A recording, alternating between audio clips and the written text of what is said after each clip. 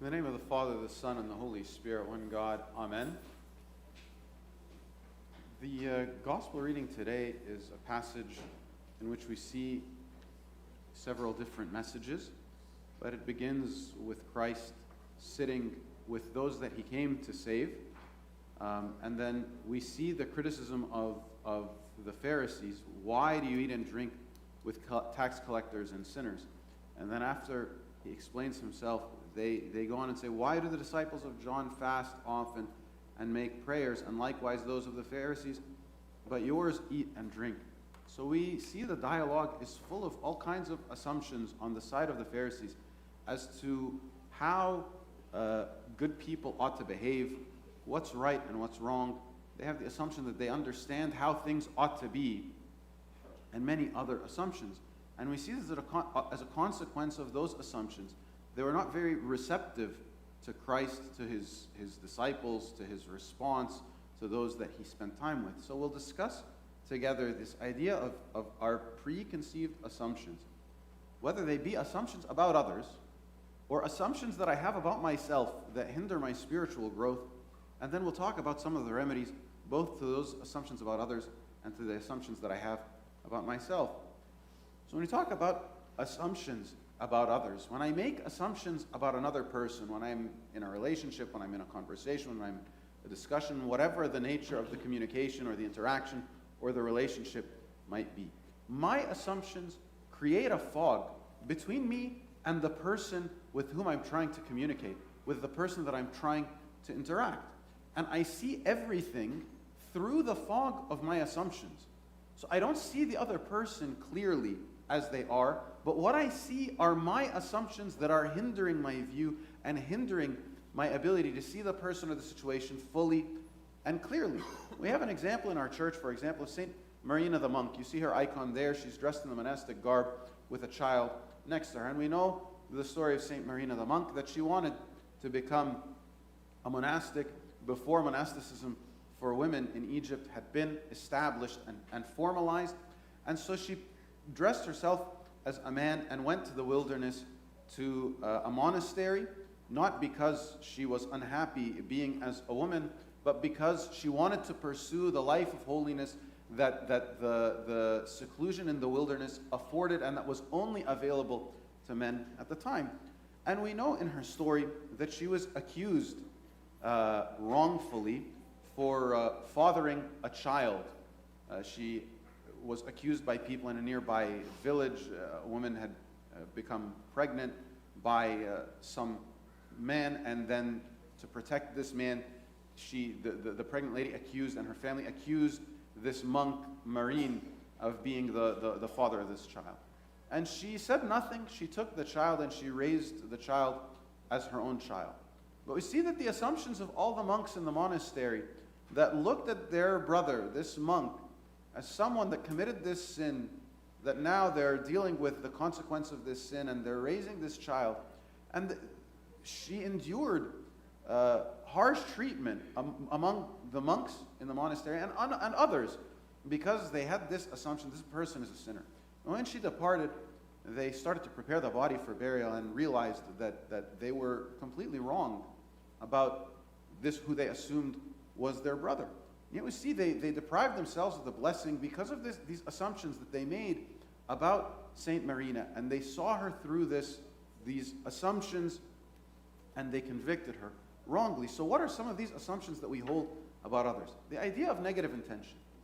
Many times I look at someone and I see their actions and I see the way they're behaving, and in my mind I ascribe intentionality to what they're doing. This person is trying to annoy me. This person is trying to get away with something. This person is trying to break the rules. This person is.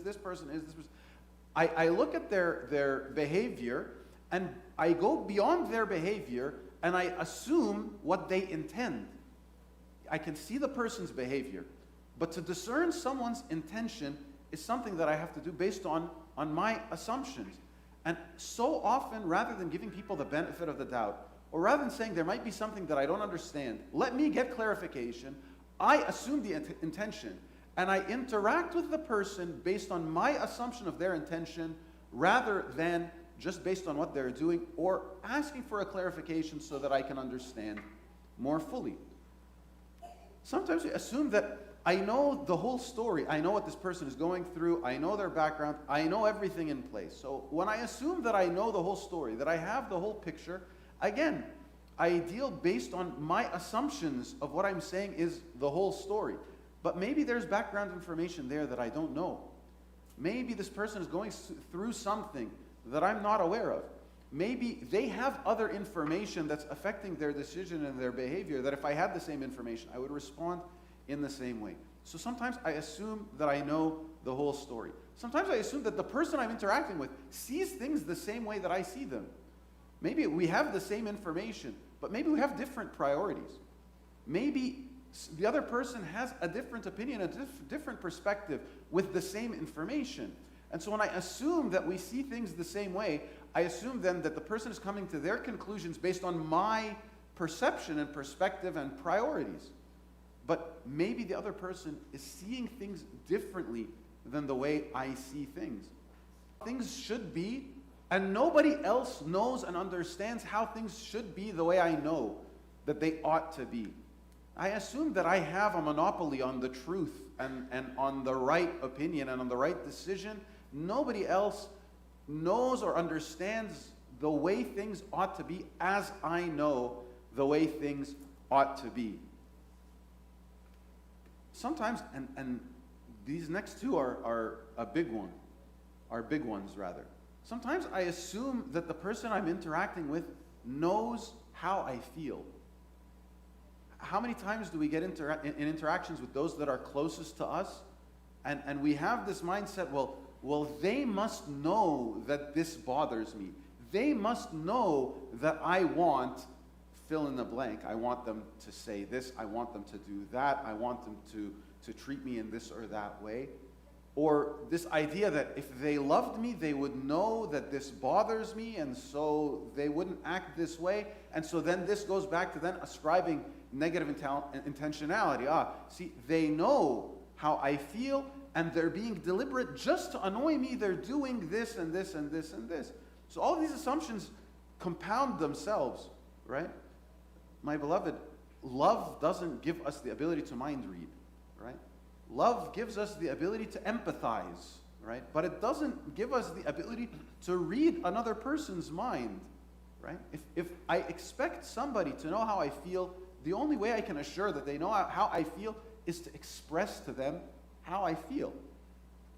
Another damaging assumption is that the other person knows how I feel, right? So I got these backwards in the order, but the other assumption is that the other person knows how I feel. Yes, people act in a certain way and they behave in a certain way, but they may not be aware of how their actions affect us. So somebody may do something that to them seems very trivial. It's not bothersome at all. But for me, it's a real trigger. It really bothers me. I have a background or a history, and I can't stand it when people act in this way, or when people talk to me in that way, whatever it is. And so I assume that the people that I'm interacting with know how I feel, and that I know how they feel, right? So when I say that I know how they feel, that, okay, this person must be mad, and so that's why they're dealing with me like this. Or this person must not be mad, right? I say something, and this doesn't bother them at all. And yet, what I've said, just like what they say can bother me because of my background, what I say can bother them because of their background, but I may not know. So I assume that I know how the other person is feeling without asking them. And then I continue, and somebody may be harboring hurt and resentment and anger, and I continue to behave in the same way as if nothing is wrong, because I assume that, okay, they know that I'm joking, so they're not upset, or whatever it is. We can fill in the blanks, however the other person's feelings may be. Sometimes I assume that the other person will always forgive and forget. And this happens often with those that are closest to us. Those that are closest to us are our emotional safe zone, right? Because we have a mutual love. And in our emotional safe zone, sometimes we feel like this is a place where I can let out my emotions, which ought to be true, but sometimes we go too far and we say, I can let out my emotions in an abusive way or in an angry way, and because this person loves me, they'll understand that I don't mean anything by it. They won't get hurt. They'll just let me abuse them, and then when I'm feeling better, then they'll forgive me. We'll make up, and they'll forget the hurt that I caused. This, my beloved, is a dangerous assumption. The idea that people are always going to be ready to look past our indiscretions, and so we can treat people how we want to treat them, and then it's their responsibility to do the good Christian thing and forgive us and forget. Okay? Forgiving and forgetting are two different things. Yes, the church will always call us and call those around us to forgive. When I make a mistake, yes, the other person ought to forgive me. This is true. This is a Christian virtue. Just as I ought to forgive the other person. But this forgiveness does not shelter us from consequences. Okay? So just because I forgive someone or because they forgive me, it doesn't mean that they wipe out their previous experience with me and say that now we start back from page one. My beloved, we have to accept the consequences of our decisions and our choices. So if I choose to behave a certain way with another person, and the consequence of this behavior is that, okay, I forgive you. I'm not holding the debt against you. But that interaction changed the nature of our relationship. I don't look at you the same way. I can't forget the harm that you caused. And when I interact with you, I'm going to interact with you based on the knowledge and the understanding that you have the potential to cause this kind of harm again. I'm not holding it against you. I'm not holding a grudge against you, but I'm approaching our relationship wisely. The assumption that the other person isn't going to be influenced by anything that I say or do, and I can act however I want and it's not going to hurt the relationship, is a dangerous assumption. And then one maybe that stings for those of us that have lost a loved one is the assumption that they'll always be there and that I'll always have the opportunity to make up with that person, to tell that person how I really feel, to tell that person that I'm sorry for hurting them, to tell that person that I appreciate them, to tell that person that they've made a positive impact in my life. We make that assumption, and then when we lose someone close to us, my beloved, we regret that we weren't more vocal and more expressive with that person when they were here. So then we look also at our assumptions about ourselves. And in this, we'll look at two passages or sets of verses. One from Romans. For the good that I will to do, I do not do. But the evil I will not to do, that I practice. This has to do with my own relationship with myself. I can't do the good things that I want to do, but the bad things that I want to avoid doing, those things I do regularly. And on the other side, we look at 1 Corinthians chapter 4. I do not even judge myself, for I know of nothing against myself. Yet I'm not justified by this, but he who judges me is the Lord. So when it comes to assumptions about myself, 1 Corinthians here, we're cautioned about thinking that we know ourselves better than we ought. Maybe we don't know ourselves as well as we think. So what do these kind of preceding assumptions that come up from this, what do they look like? One is that I have it all figured out. I have my 5-year plan. I know where I am. I know where I should be. I've got my roadmap spelled out. And this now, the plan is here, and all it takes is for me to give God the instructions to implement my plan, and then everything will go according to the way they ought. Okay, so we ought to be careful about making this assumption that I have it all together and I have it all figured out. The other assumption is this assumption that I would never fill in the blank. I would never commit this sin. This sin is something so far away from my capacity to do that I would never do such a sin. I would never commit such a sin. What's the consequence? Then I let my guard down. Because this is not something that I would ever do.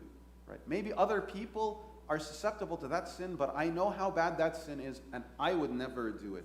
My beloved, as soon as we assume that I would never commit such and such a sin, that's way beyond my capacity. I don't have that capacity for evil in me. Be very careful, because the devil very much likes to say, oh, really? Oh, yeah? Do you want to see what you're capable of? Let me put the right set of temptations in front of you and cause you to go down a way.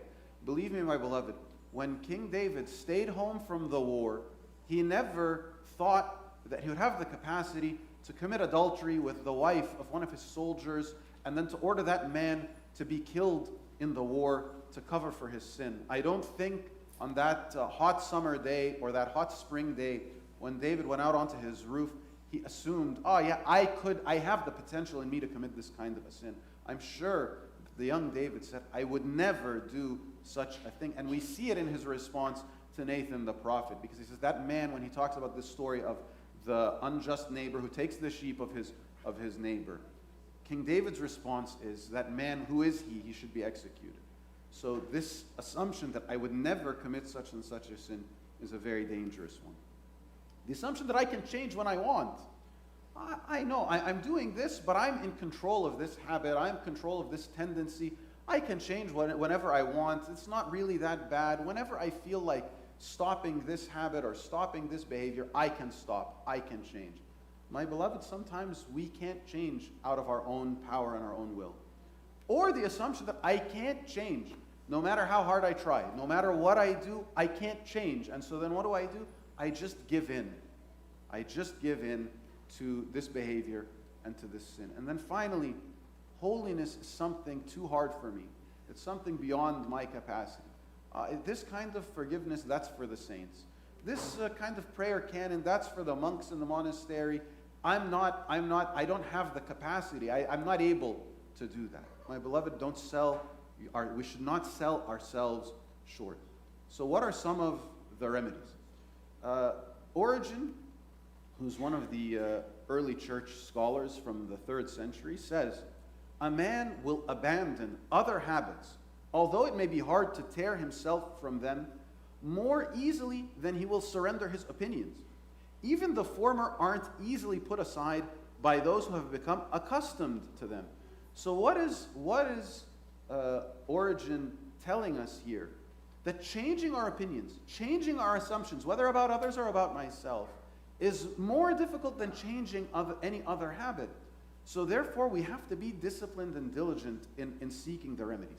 If this is something that's so difficult for me to do, then the first thing I need to do is bring it to God in prayer. God, give me clear vision. Give me clear sight to see things as they are. Remove the fog from in front of my eyes and allow me to see clearly. And by God's grace, we can change. But if we work on changing ourselves without the grace of God, oftentimes we'll be frustrated. But when we avail ourselves of God's grace, we find great strength and we find great comfort. Another part of the remedy is to question myself. Is this my responsibility? What do I mean?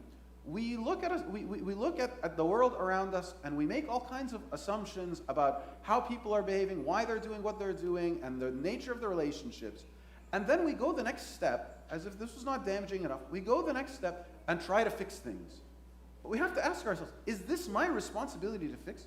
Is there something here in the other that I need to fix? Is there something for me that I'm supposed to do to correct the other person? Maybe it's not my role to correct the other person's behavior, to correct the other person's perception, to correct the other person's ideas. It's not my place. Maybe what I need to do is just look at myself and my own assumptions and work on myself rather than focusing on trying to change the other. Another key aspect of the solution is communication. But communication with the right person and with the right intention. So when I start to make assumptions and I start to see that relationships are tense, what do I do?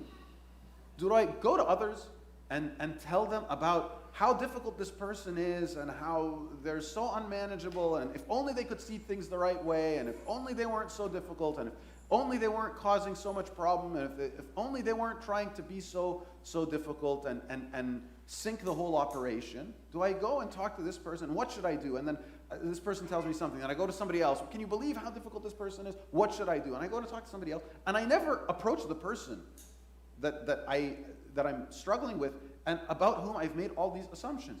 And maybe the reason I don't approach them is because of the assumptions that I've made about them. Actually, maybe the person is far more reasonable than I think, but because I've assumed that they're unreasonable and unintelligent and unwilling to be cooperative and so difficult, I don't approach them and I don't discuss them, and I just live in the world of assumptions that I've made in my head, right? Whereas the solution could be so simple. Rather than talking to a dozen other people, if I just calmly go to the person, explain to them what they did and how it made me feel, the solution would come out. It would be very simple, like, oh, I'm sorry, I didn't realize that my actions had that effect on you. That wasn't my intention at all. I'm sorry, can you forgive me? Now, all of a sudden, all of those assumptions that I had about the person dissipated. And the problem, rather than escalating by talking to so many other people, de-escalated because I confronted the person in a loving way. But in that communication, I need to be receptive to hear what the other person has to say with the intention of understanding, not with the intention of correcting. And I need to distinguish between facts and feelings, both on their side and on my side. And when I communicate, I need to communicate directly. I have to say what I mean, and I have to mean what I say. Unless I communicate in this way, I'm not going to be able to resolve the problem of these assumptions. Then I need to focus on the goal. What's my purpose? What am I trying to achieve?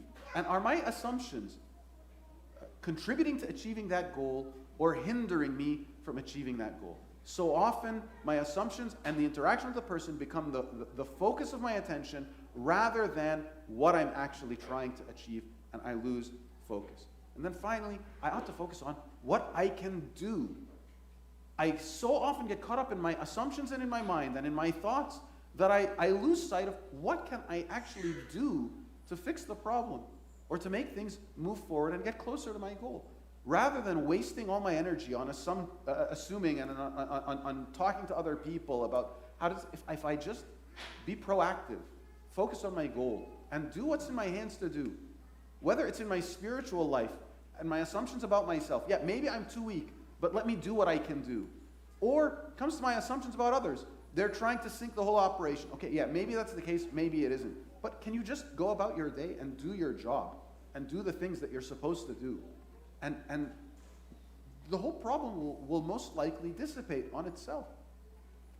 So finally, just to recap, what do we have? I make wrong assumptions about others that can damage those relationships, and I make wrong assumptions about myself that can hinder my spiritual growth.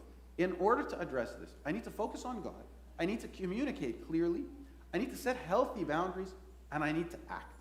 If I do these things, then I'll find that I don't have time to sit there and ruminate on assumptions. May God give all of us the grace to be able to see things clearly as He sees things clearly, and glory be to God forever. Amen.